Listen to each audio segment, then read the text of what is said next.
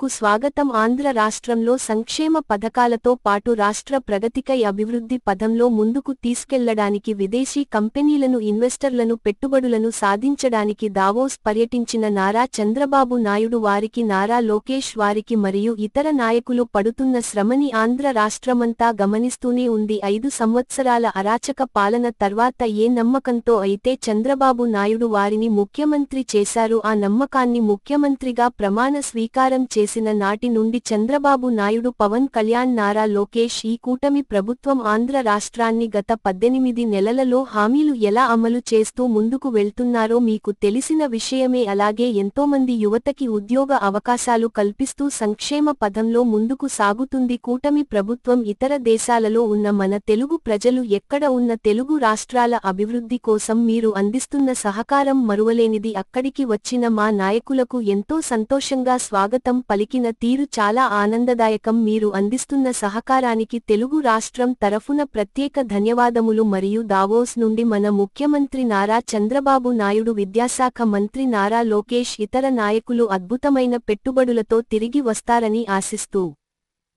సంతోషంతో స్వాగతం పలికారు. మీ అందరం గమనిస్తూనే ఉన్నాం.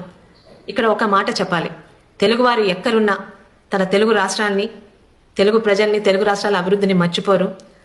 ఉద్యోగరీత్యా ఎక్కడున్నా సరే గత 5 సంవత్సరాలు ఎలాగైతే రాష్ట్రంలో తెలుగుదేశం పార్టీ రావాలని మీరు పడిన కష్టం, ఈరోజు ప్రభుత్వం ఏర్పడ్డాక రాష్ట్ర ప్రగతికి విదేశాల్లో ఉండి కూడా ఈరోజు రాష్ట్రానికి మీరు అందిస్తున్న సహకారం ఇక్కడున్న తెలుగు ప్రజలను ఎవరూ మర్చిపోం.